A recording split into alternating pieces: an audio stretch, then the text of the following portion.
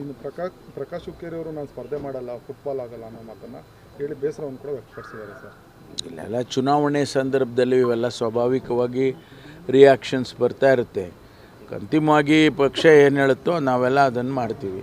ಅವರು ಅದನ್ನೇ ಮಾಡ್ಕೊಂಡು ಬಂದಿದ್ದಾರೆ. ಇಷ್ಟು ವರ್ಷ ಕೂಡ ಒಬ್ಬ ಪ್ರಾಮಾಣಿಕವಾದಂಥ ಕಾರ್ಯಕರ್ತನಾಗಿ ಕೆಲಸ ಮಾಡ್ಕೊಂಡು ಬಂದಿದ್ದಾರೆ ಹುಕ್ಕೇರಿ ಪ್ರಕಾಶ್ ಹುಕ್ಕೇರಿಯವರು.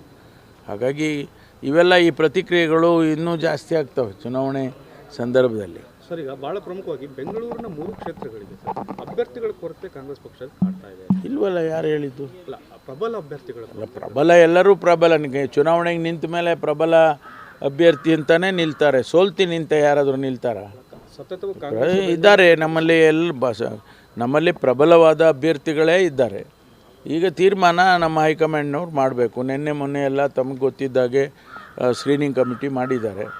ಈಗ ಬಹುಶಃ ಇನ್ನೊಂದು 2 ದಿವಸದಲ್ಲಿ ಎಲ್ಲ 21 ಸೀಟ್ಗಳನ್ನು ಕೂಡ ಅನೌನ್ಸ್ ಮಾಡ್ತಾರೆ ಅಂತೇಳಿ ಅಂದ್ಕೊಂಡಿದ್ದೇವೆ. ಯಾರು ಸ್ಪರ್ಧೆ ಮಾಡ್ತಾರೆ ಅವರೆಲ್ಲ ವಿನ್ನಬಲ್ ಕ್ಯಾಂಡಿಡೇಟ್ಸೇ ಅಂತ ಹೇಳಿ ನಾವು ಪರಿಗಣಿಸ್ತೇವೆ. ಅಲ್ಲ, ನಾನು ಪ್ರಶ್ನೆ ಕೇಳೋಕ್ಕೆ ಏನು ಅಂದರೆ ಸರ್, 21 ಕ್ಷೇತ್ರದಲ್ಲಿ 15 ಕ್ಷೇತ್ರಗಳು ಫೈನಲ್ ಆಗಿದೆ. ಆದರೆ ಬೆಂಗಳೂರಿನ 3 ಕ್ಷೇತ್ರಗಳು ಆಕಾಂಕ್ಷಿಗಳು ಇದ್ದರೂ ಕೂಡ ಫೈನಲ್ ಆಗ್ತಿಲ್ಲ ಅನ್ನುವಂಥದ್ದು ಸರ್.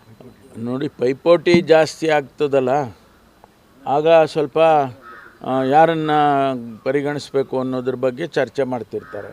ಅದರಿಂದ ಕೆಲವು ಇಮಿಡಿಯೇಟಾಗಿ ಮಾಡ್ತಾರೆ, ಕೆಲವರು.